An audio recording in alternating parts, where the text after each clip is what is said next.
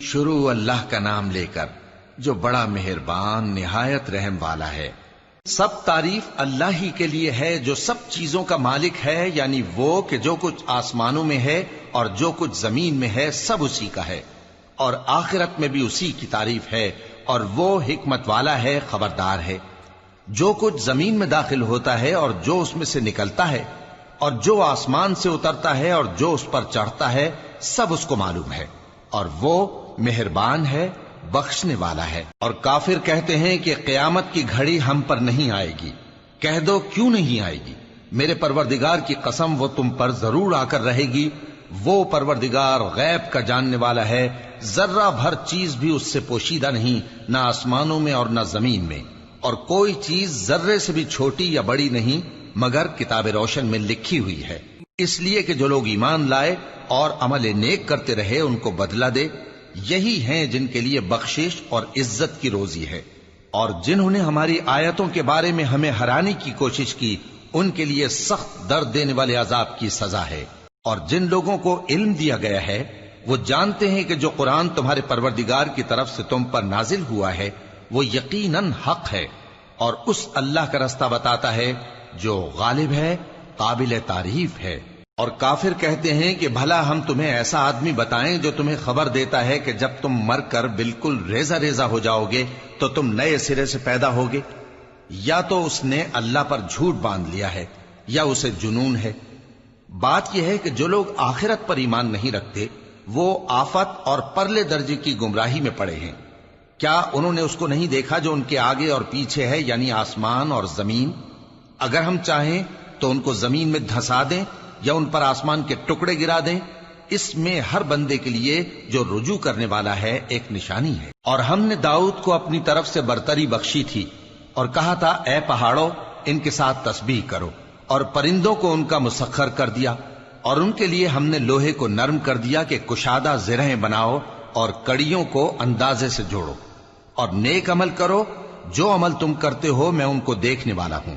اور ہوا کو ہم نے سلیمان کے تابع کر دیا تھا، اس کی صبح کی منزل 1 مہینے کی راہ ہوتی اور شام کی منزل بھی مہینے بھر کی ہوتی۔ اور ان کے لیے ہم نے تانبے کا چشمہ بہا دیا تھا، اور جنوں میں سے ایسے تھے جو ان کے پروردگار کے حکم سے ان کے آگے کام کرتے تھے، اور جو کوئی ان میں سے ہمارے حکم کے خلاف کرے گا اس کو ہم جہنم کی آگ کا مزہ چکھائیں گے۔ وہ جو چاہتے یہ ان کے لیے بناتے، یعنی قلعے اور تصویریں اور بڑے بڑے لگن جیسے تالاب اور دیگیں جو ایک ہی جگہ رکھی رہیں۔ اے آل داؤد شکر کرتے رہو، اور میرے بندوں میں شکر گزار تھوڑے ہیں۔ پھر جب ہم نے ان کے لیے موت کا حکم صادر کیا تو کسی چیز سے ان کا مرنا معلوم نہ ہوا مگر گھن کے کیڑے سے جو ان کے عصا کو کھاتا رہا۔ پھر جب وہ گر پڑے تب جنوں کو معلوم ہوا اور کہنے لگے کہ اگر وہ غیب جانتے ہوتے تو ذلت کی تکلیف میں نہ رہتے۔ اہل سبا کے لیے ان کے وطن میں ایک نشانی تھی، یعنی 2 باغ، ایک داہنی طرف اور ایک بائیں طرف۔ کہا گیا کہ اپنے پروردگار کا رزق کھاؤ اور اس کا شکر کرو، یہاں تمہارے رہنے کو یہ پاکیزہ علاقہ ہے اور وہاں بڑا بخشنے والا مالک۔ تو انہوں نے شکر گزاری سے منہ پھیر لیا، پس ہم نے ان پر بند توڑ سیلاب چھوڑ دیا، اور انہیں ان کے باغوں کے بدلے 2 ایسے باغ دیے جن کے میوے بدمزہ تھے اور جن میں کچھ تو جھاؤ کے پیڑ تھے اور تھوڑی سی بیریاں۔ یہ ہم نے ان کو ناشکری کی سزا دی، اور ہم سزا ناشکرے ہی کو دیا کرتے ہیں۔ اور ہم نے ان کے اور ملک شام کی ان بستیوں کے درمیان جن میں ہم نے برکت دی تھی ایک دوسرے کے متصل دیہات بنائے تھے جو سامنے نظر آتے تھے، اور ان میں آمد و رفت کا اندازہ مقرر کر دیا تھا کہ رات دن بے خوف و خطر چلتے رہو۔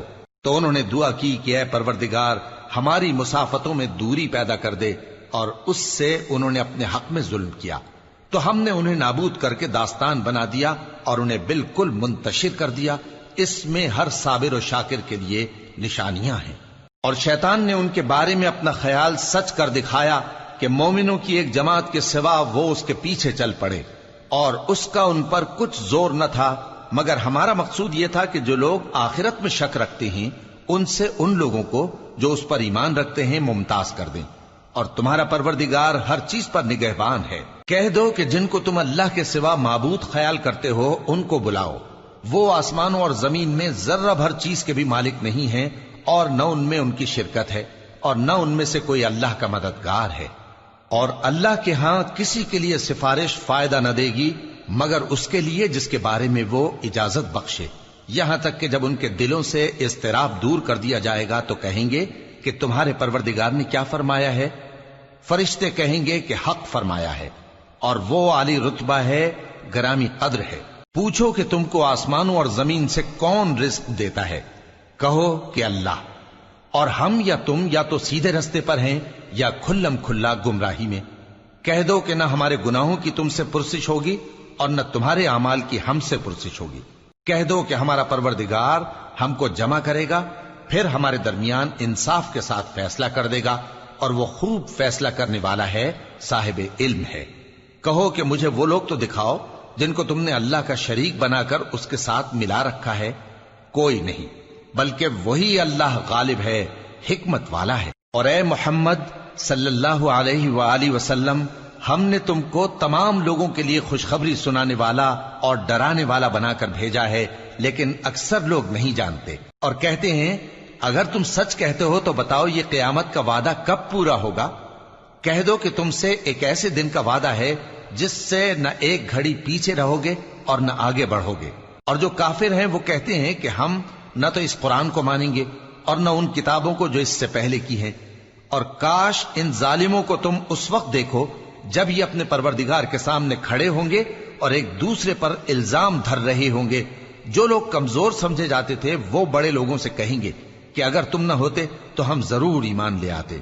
جو لوگ بڑے بن بیٹھے تھے وہ کمزوروں سے کہیں گے کہ بھلا ہم نے تم کو ہدایت سے جب وہ تمہارے پاس آ چکی تھی روکا تھا؟ نہیں، بلکہ تم ہی گناہگار تھے۔ اور کمزور لوگ ان بڑے لوگوں سے کہیں گے نہیں، بلکہ تمہاری رات دن کی چالوں نے ہمیں روک رکھا تھا جب تم ہم سے کہتے تھے کہ ہم اللہ سے کفر کریں اور اس کا شریک بنائیں۔ اور جب وہ عذاب کو دیکھیں گے تو دل میں پشیمان ہوں گے اور ہم کافروں کی گردنوں میں طوق ڈال دیں گے۔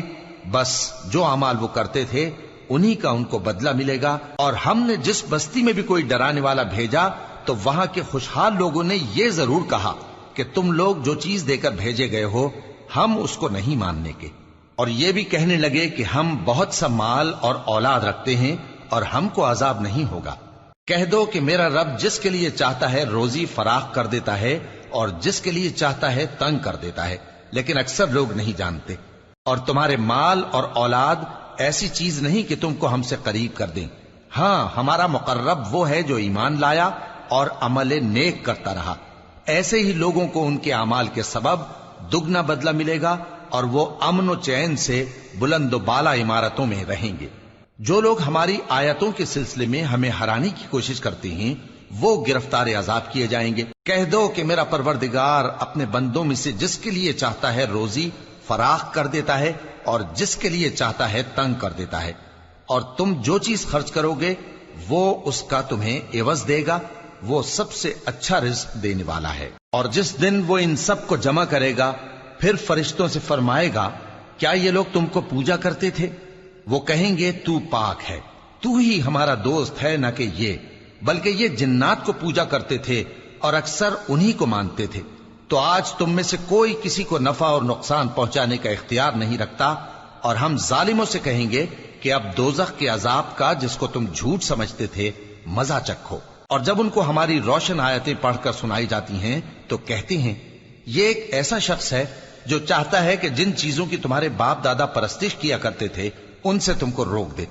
اور یہ بھی کہتے ہیں کہ یہ قرآن محض جھوٹ ہے جو اپنی طرف سے بنا لیا گیا ہے، اور کافروں کے پاس جب حق آیا تو اس کے بارے میں کہنے لگے کہ یہ تو کھلا جادو ہے۔ اور ہم نے نہ تو ان مشرکوں کو کتابیں دیں جن کو یہ پڑھتے ہوں، اور اے نبی صلی اللہ علیہ وآلہ وسلم نہ تم سے پہلے ان کی طرف کوئی ڈرانے والا بھیجا، اور جو لوگ ان سے پہلے تھے انہوں نے تکذیب کی تھی، اور جو کچھ ہم نے ان کو دیا تھا یہ اس کے 10ویں حصے کو بھی نہیں پہنچے۔ پھر انہوں نے میرے پیغمبروں کو جھٹلایا، سو میرا عذاب کیسا ہوا۔ کہہ دو کہ میں تمہیں صرف ایک بات کی نصیحت کرتا ہوں کہ تم اللہ کے لیے دو دو اور اکیلے اکیلے کھڑے ہو جاؤ، پھر غور کرو تمہارے رفیق یعنی اس نبی صلی اللہ علیہ وآلہ وسلم کو کسی طرح کا جنون نہیں، یہ تو تم کو سخت عذاب کے آنے سے پہلے ڈرانے والے ہیں۔ کہہ دو کہ میں نے تم سے کچھ صلہ مانگا ہو تو وہ تمہارا، میرا صلہ اللہ ہی کے ذمے ہے اور وہ ہر چیز سے خبردار ہے۔ کہہ دو کہ میرا پروردگار اوپر سے حق ہی نازل کرتا ہے اور وہ غیب کی باتوں کا جاننے والا ہے۔ کہہ دو کہ حق آ چکا اور باطل نہ تو پہلے کچھ کر سکتا ہے اور نہ دوبارہ کچھ کرے گا۔ کہہ دو کہ اگر میں گمراہ ہوں تو میری گمراہی کا ضرر مجھی کو ہے، اور اگر ہدایت پر ہوں تو یہ اس وحی کے طفیل ہے جو میرا پروردگار میری طرف بھیجتا ہے، بے شک وہ سننے والا ہے، نزدیک ہے۔ اور کاش تم دیکھو جب یہ گھبرا جائیں گے تو عذاب سے بچ نہیں سکیں گے اور نزدیک ہی سے پکڑ لیے جائیں گے اور کہیں گے کہ ہم اس پر ایمان لے آئے، اور اب اتنی دور سے ان کا ہاتھ ایمان کے لینے کو کیسے پہنچ سکتا ہے، جبکہ پہلے تو اس کا انکار کرتے رہے اور بن دیکھے دور ہی سے اٹکل کے تیر چلاتے رہے، اور ان میں اور ان کی خواہشوں میں پردہ حائل کر دیا گیا، جیسا کہ پہلے ان کے ہم جنسوں سے کیا گیا، وہ بھی الجھن میں ڈالنے والے شک میں پڑے ہوئے تھے۔